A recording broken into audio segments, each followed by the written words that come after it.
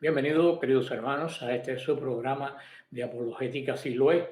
Mi nombre es Frank Morera. Por este próximo tiempo vamos a estar estudiando el libro de Ezequiel, donde llevamos ya, creo que va como 2 años estudiando el libro de Ezequiel, ya llegando a su final. Estamos en el capítulo 47. Nos queda solamente uno la semana que viene, con Jorge Garzón, como siempre, en los controles. Pero antes de comenzar, vamos a ponernos en la presencia del Señor y orar. En el nombre del Padre, del Hijo, del Espíritu Santo. Amén. Querido Señor, venimos a tu santa presencia. Venimos a pedirte que nos llenes del Espíritu Santo, que este nos capacite para entender la santa palabra y esta nos ayude a construir el reino de Dios. Todo esto te lo pedimos en nombre de Jesús el Señor. Amén. María, Madre de la Iglesia, ruega por nosotros. Pues bien, hoy llegamos al capítulo 47 de este gran profeta del exilio, Ezequiel. Vamos a ver el versículo 1 y 2, que dice así: Me hizo volver a la entrada del templo y vi que brotaba agua de debajo del umbral del templo hacia el oriente, porque la fachada del templo daba al oriente. El agua bajaba desde el lado derecho del templo por la parte meridional del altar. Hasta aquí tenemos ahora estos versículos.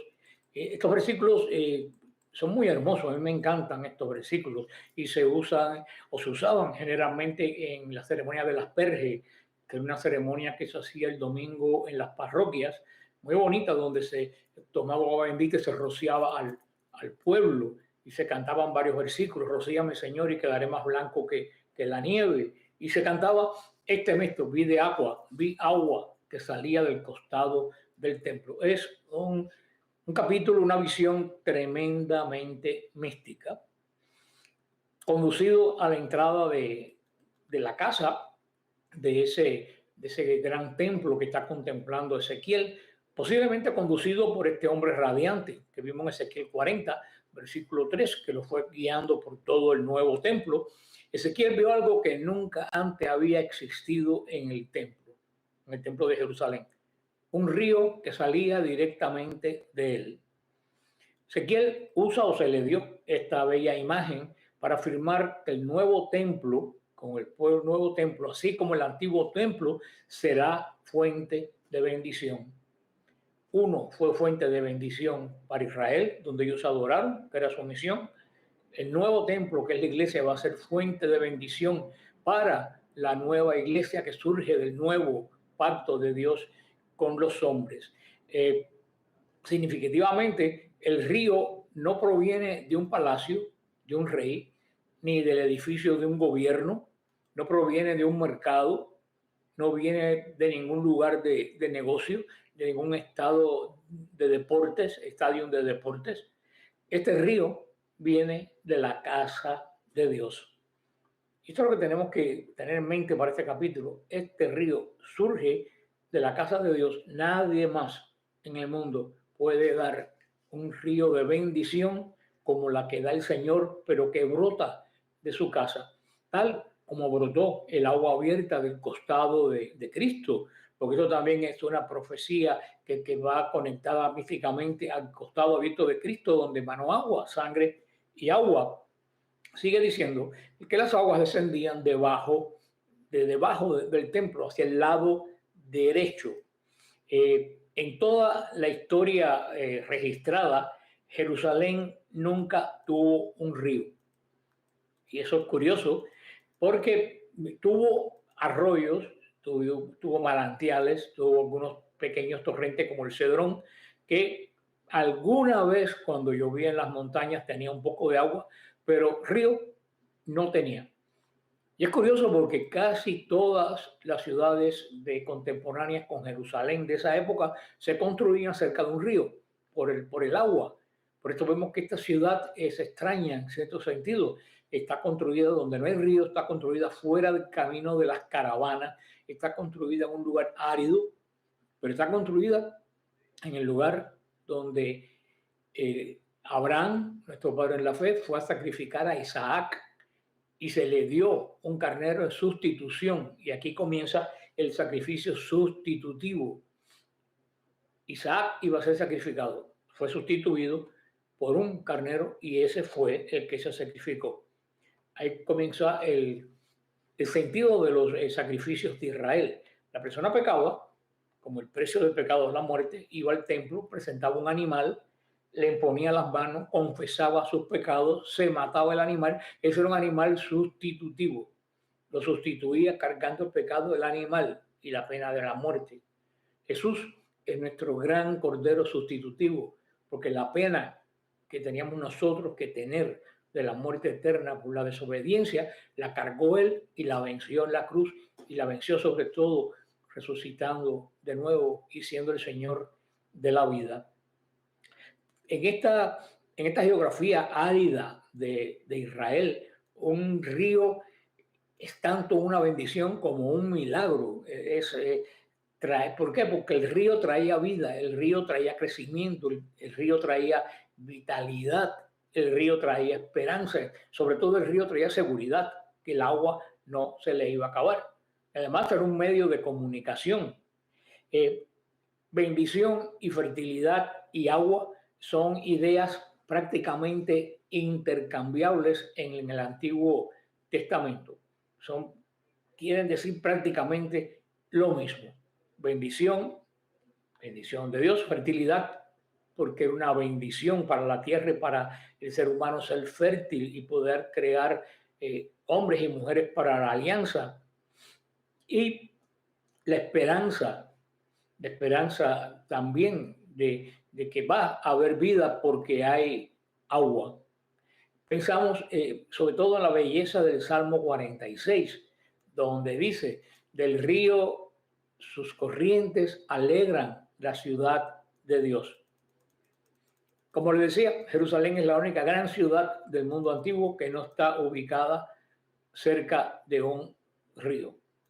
Durante la era del reino de Jerusalén, cuando venga este futuro templo que va a ser la iglesia, pues de nosotros, del lado derecho, fíjate que especifica del lado derecho, tal como del costado de Cristo, va a nacer un río de agua viva que va a fertilizar, que va a bendecir, que va a dar esperanza a todos los hombres que entren en el pacto con Él a través de la iglesia.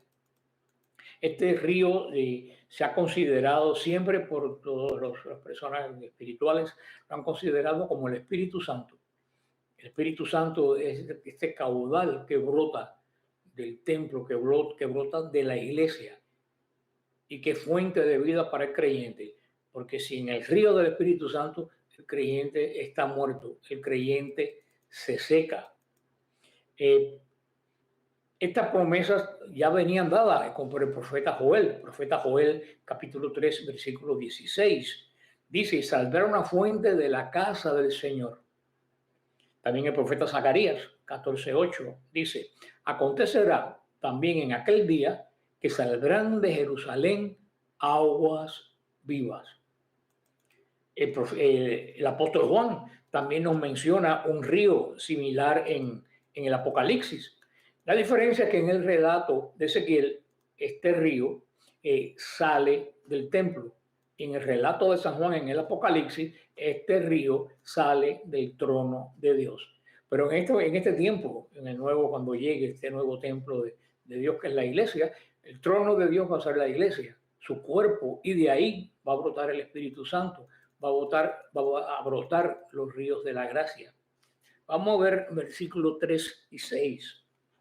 Y dice, salió aquel hombre hacia el oriente con una cuerda en la mano, midió 1000 codos y me hizo vadear el agua. El agua me llegaba a los tobillos, midió 1000 más y me hizo vadear el agua, me llegaba a las rodillas.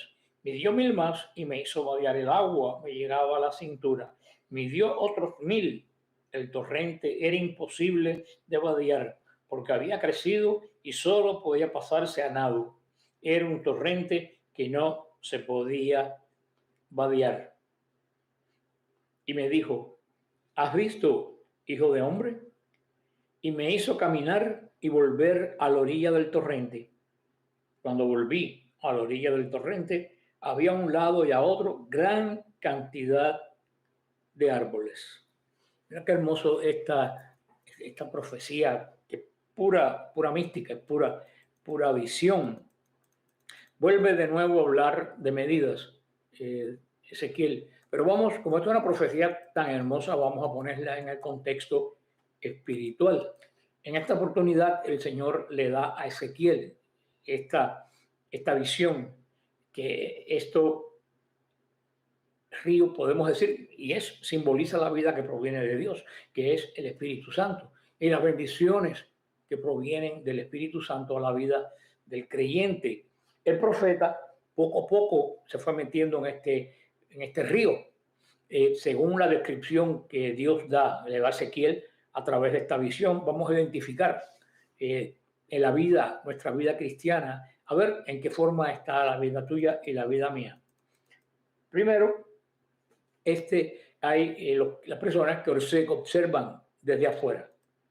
Este es el tipo de persona que le da miedo dar el paso y acercarse a Dios por el temor a que dirán, por dejar cosas que sabe que tiene que dejar, que no son buenas para su vida. Piensa a lo mejor cómo voy a abandonar la vida que yo tengo en este momento, las amistades que yo tengo que sé que no son buenas, todas esas pequeñas cosas que decía San Agustín, que son más difíciles de dejar que las grandes.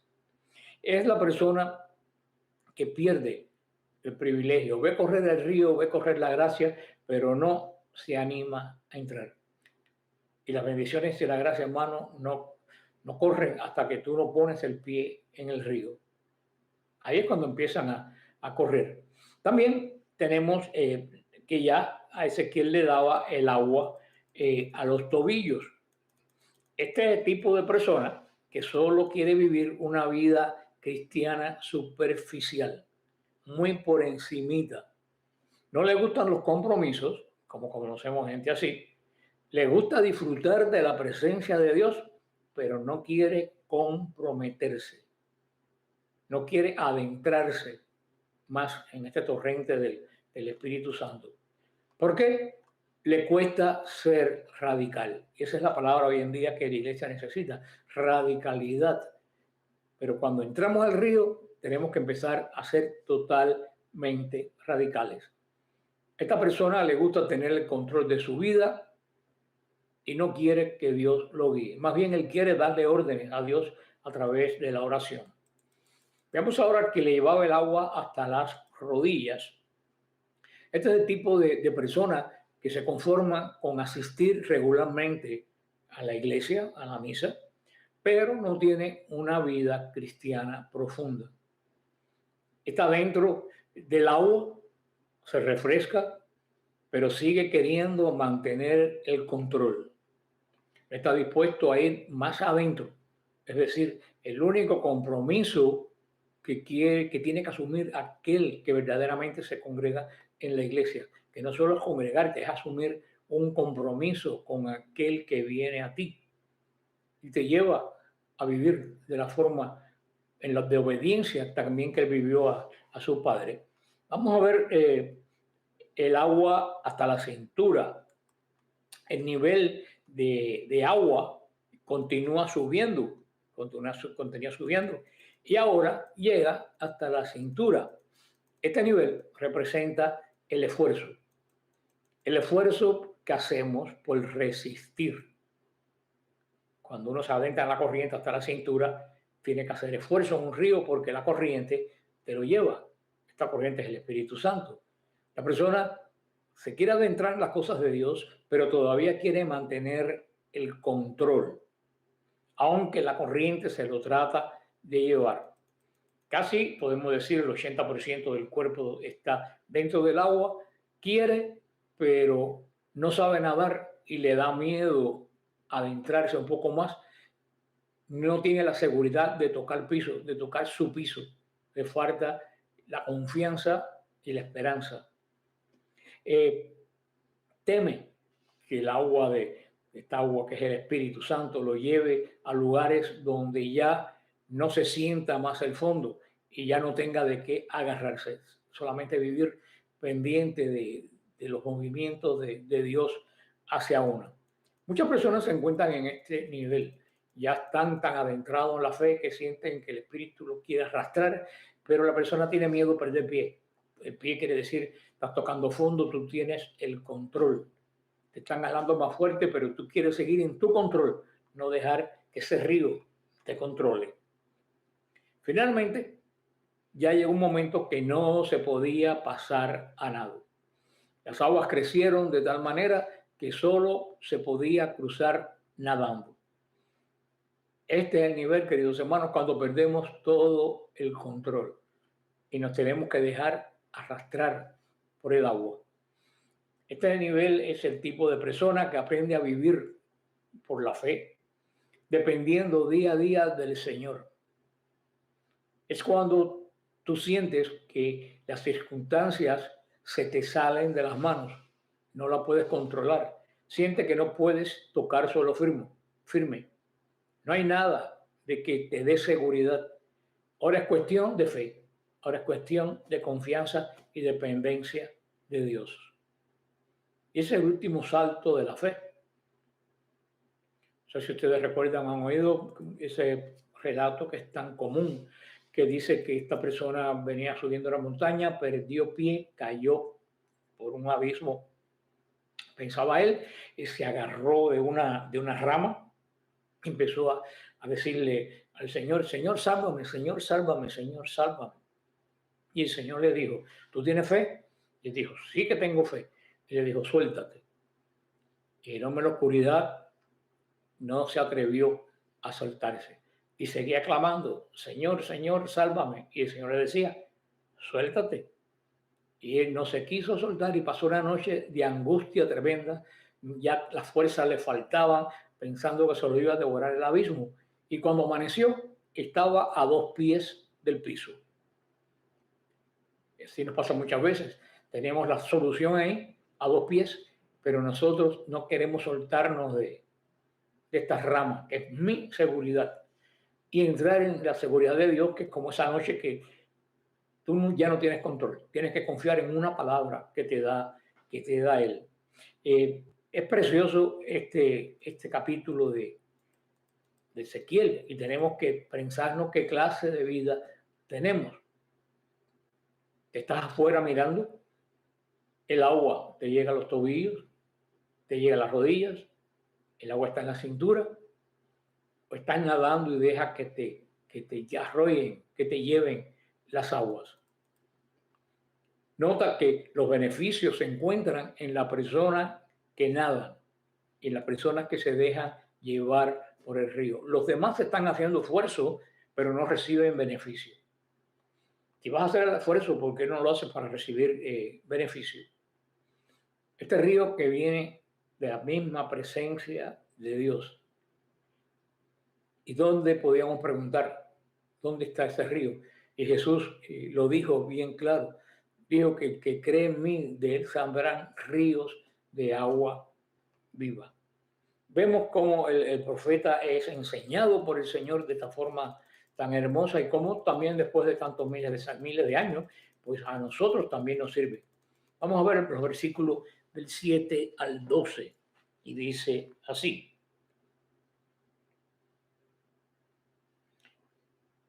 Cuando volví a la orilla del torrente, había a un lado y a otro gran cantidad de árboles. Y me dijo, esta agua que brota hacia la región oriental desciende hasta Arabá y llega al mar de aguas salobres, pero la sanará. Todo ser viviente que se mueve por donde llega el torrente vivirá. Habrá abundancia de peces allí donde llegue el agua, porque las aguas serán sanadas y vivirá todo lo que hay en el lugar donde el torrente llegue. Y junto al mar se establecerán los pescadores, y desde Engadí hasta Engadí habrá un lugar para extender las redes. Los peces de todas las naciones serán abundantes como los del mar. El mar grande, de gran variedad.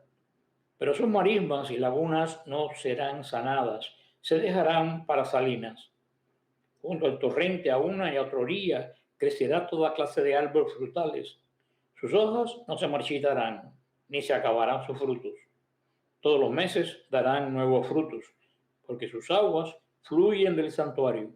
Sus frutos serán comestibles y sus hojas medicinales. Una belleza este capítulo de Ezequiel. Verdaderamente es hermoso, pues, es para un retiro, es verdaderamente para un retiro. Nos sigue diciendo que a los lados de este río tremendo había muchos árboles. Hermanos, y aquí tenemos que ver el desierto cuando uno va a Israel, uno cuando va, sobre todo va subiendo de Jerusalén, de Jericó a Jerusalén, uno va siempre, lleva a mano izquierda, lleva el río Jordán, que divide Jordania de Israel. Y tú ves toda la extensión del desierto de Judea, todo amarillo, amarillo, amarillo, pero tú sabes dónde va el Jordán, porque donde quiera que pase el Jordán, todas sus orillas están llenas de árboles. Y con árboles vienen los animales, hay vida. Y así pasa en una persona que no tiene el Espíritu Santo. Su vida es un desierto. Su sentir es un desierto. Para que una persona se reverdezca, para que una persona de fruto, tiene que dejarse mojar por el Espíritu Santo, porque eres el Señor de vida. ¿Cuántas personas van caminando por el mundo y aún en la iglesia como si fueran el desierto de Atacama? Cuando solamente hay que abrir la puerta al torrente del Espíritu Santo, por donde pasa el Espíritu Santo, todo vuelve a la vida. Y no solo tu vida, todo lo que te rodea, todo lo que a ti te rodea, florece de nuevo y da frutos. El valle Arabá, que menciona aquí, es la grieta del valle más profundo que hay en el mundo. Las aguas van a fluir hasta ahí, ahí está el mar Muerto. Y hay una gran comparación. Aquí compara el mar Muerto con esta agua que viene de este río. ¿Qué es lo que hay en el mar Muerto? En el mar Muerto no hay nada. La palabra lo dice, muerto. No hay vida. En el mar Muerto no hay ningún tipo de vida. Tiene una salinidad tan alta, pero tan alta, como también los sulfatos que salen de los manantiales que están en el fondo, que la persona flota. Nunca puede tocar el fondo.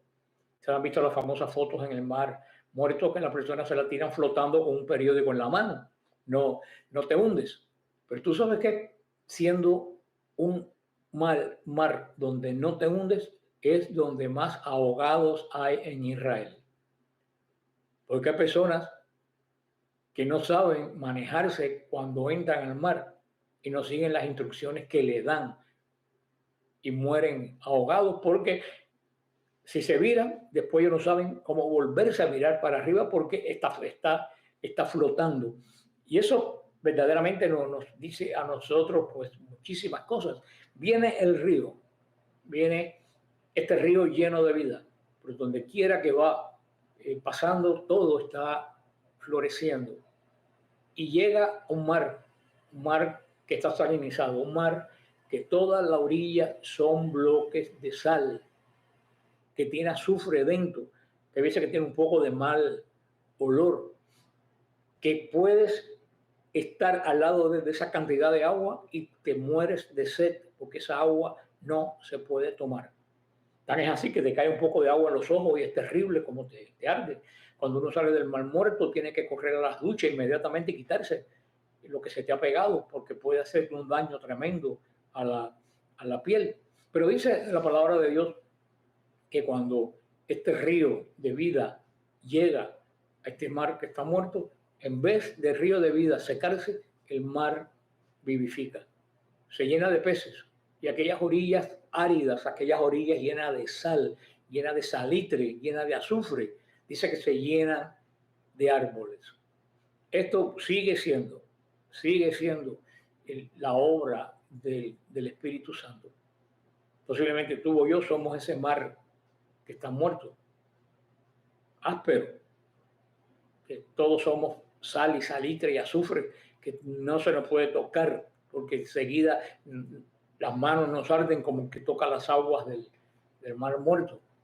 Sin embargo, es muy sencillo. ¿Qué es lo único que hay que hacer? Dejar que las aguas de vida lleguen a ti, penetren en tu espíritu, que las aguas que brotan del corazón de Jesús, el grito de Jesús, que es el Espíritu Santo, colme tu vida. Todos los pantanos se van a sanar. Hermanos, son una promesa para todos nosotros. Nuestros pantanos se pueden sanar. Solo si dejamos dejar el Espíritu Santo, el torrente de Dios, que es administrado por la iglesia, sobre todo en los sacramentos. Esto nos tiene que hacer en estos tiempos recapacitar un poco, porque esto es un llamado a la conversión. Vamos a ver los versículos 13 y 14. Dice así, esto dice el Señor Dios, estos son los límites de la tierra que repartiréis entre las 12 tribus de Israel. José tendrá 2 partes, cada uno poseerá lo mismo que su hermano, porque yo juré a mano alzada que las daría a vuestros padres. Esta tierra os ha tocado como heredad. Estos son los límites de la tierra. Aquí los límites son exactamente, con poca variación, las mismas medidas que se le dio a Israel cuando llegó a la tierra prometida, la tierra, su espacio para asentar sus tribus. Esto lo encontramos en Número 34, del 1 al 15. Ahí es donde Moisés le dieron las instrucciones de cómo poner que las tribus llegaran y se apoderaran de las nuevas tierras. Y esto es lo que viene a decir exactamente que nosotros somos exactamente el Israel del nuevo pacto. Solamente que en nosotros va a estar el torrente del Espíritu Santo que ellos no tuvieron. Si ellos lo hubieran tenido, a lo mejor cuán diferente hubiera sido la vida de ellos. Pero la vida de ellos fue preparar la venida del Mesías. La vida de nosotros es preparar la segunda venida de Cristo. José tenía 2 partes. Esto fue igual en Israel. ¿Por qué 2 partes? Porque José tenía 2 hijos, Efraín y Manasés. Y entonces se decidió que se le diera, como José había muerto, que se le diera la tierra, una porción a Efraín y una porción a Manasés, tanto antes como ahora. Y dice que el Señor jura que se la dio a nuestros padres y nos las va a dar a nosotros por heredad. Eso lo podemos ver, se lo dijo a Abraham en Génesis 13:15, se lo dijo a Isaac en Génesis 26:3, se lo dijo a Jacob en Génesis 28:13. Y aquí volvemos al pacto, aquí volvemos a la alianza. Esta alianza que comenzó en Abraham y que prosigue en Cristo y del cual nosotros somos también los herederos. Por eso somos descendientes de la fe también de Abraham. Ahora el versículo del 15 al 20 y dice, estos son los límites de la tierra. Por el lado norte, desde el mar grande, por el camino de Hetlón hasta la entrada de Sedat, Hamat, Berotá, Sibraim, que está entre el límite de Damasco y el de Hamat, Yaser, Haticón, que está junto al límite de Haurán. Los límites, por tanto, se extenderán desde el mar hasta Hazar Enom, quedando Damasco como límite por el norte, así como Hamat. Este es el lado norte. Por el lado oriental, entre Haurán y Damasco, y entre Galaad y el país de Israel, el Jordán servirá de frontera hasta el mar oriental, hasta Tamar. Este es el lado oriental. El lado del sur, al mediodía, desde Tamar a las aguas de Meribá, de Cades, y por el torrente hasta el mar grande. Este es el lado sur, al mediodía. Al lado del poniente, el mar grande es el límite hasta la altura de Hamat. Este es el lado del poniente. Aquí el Señor pues, vuelve a hablar de esta forma que entendía Ezequiel y que entendía pues Israel, los límites de la tierra. ¿Por qué? Porque la porción de Dios va a tener un límite. Después de ese límite que el Señor nos da por heredad, lo que está es el mundo pagano, es el mundo que no conoce a Cristo, tanto así físicamente como fue en Israel, así como nosotros. Entonces, ¿cuál es la misión de nosotros? La misión de nosotros es tener la tierra firme en Cristo, dada por la alianza que hemos recibido por el bautismo, y al mismo tiempo la orden que nos dio el Señor, que no la tuvo Israel, de salir de nuestros límites para predicar el Evangelio. Israel no es un pueblo que predica o que busca seguidores. Ustedes nunca van a ver que un judío te toque la puerta de la casa para decirte que te haga judío, ni vas a ver un programa que te llame a la conversión. Ahora hay algunos por ahí, pero no son judíos verdaderos, son gente disfrazada de judíos. Judío no hace prosélitos. Es más, muchas veces judío desanima a los que quieren entrar al judaísmo y se lo dice bien de lo estricto y las leyes y todo lo que tienen que hacer. Ellos están centrados en ellos, nosotros no. Nosotros somos llamados a salir de este límite, que es nuestra seguridad, salir a llevar ese mensaje a las tierras que nos rodean, siempre sin mezclarnos en el sentido espiritual con ellos, viviendo entre ellos, pero sin ser de ellos. Porque si me vuelvo igual que ellos, lo dice el Señor, ¿de qué sirve la sal? Si se vuelve vana, si se vuelve sosa, no sirve para nada, solamente para botarla. ¿Cuántas personas en la iglesia están yendo al mundo no para llevar a Cristo, sino para traer el mundo a la iglesia? Y ya no están siendo sal, ahora están siendo azufre. Y eso fue lo que dijo San Pablo VI, que abrimos las ventanas para que entrara el sol, y lo que entró fue el azufre, en su gran discurso el 29 de junio, creo que fue del año 78, igual que en su discurso Padre Nuestro, líbranos del mal. Y termina este pasaje tan hermoso con los versículos 21 y 23, y dice así: repartiréis esta tierra según las tribus de Israel, la asignaréis por suerte como heredad para vosotros y para los extranjeros que residen entre vosotros y que han criado hijos entre vosotros. Los tendréis como quien ha nacido entre los hijos de Israel, y compartirán con vosotros la propiedad en medio de las tribus de Israel. En las tribus en que reside un extranjero, le daréis propiedad, oráculo del Señor. Esto es lo que también nos dice el Señor.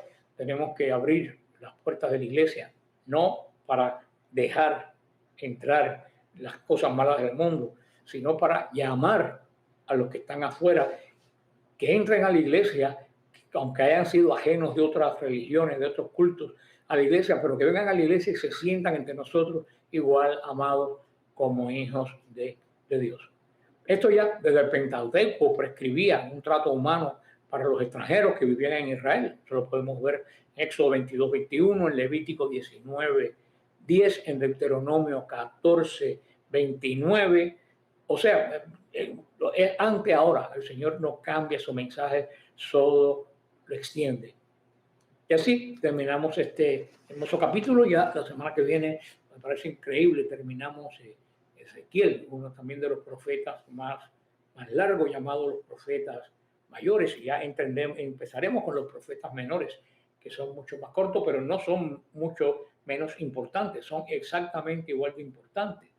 Se les llama menores porque tienen menos escrito, no porque son menos importantes. Solamente les recuerdo, esta es la última llamada para el viaje a Israel. Siempre a última hora el señor Mon mete a bordo personas que no pensaban ir. Así que le estoy dando el último aldabonazo, la última trompeta para nuestro viaje. Nos vamos el 24 de marzo, regresamos el 4 de abril.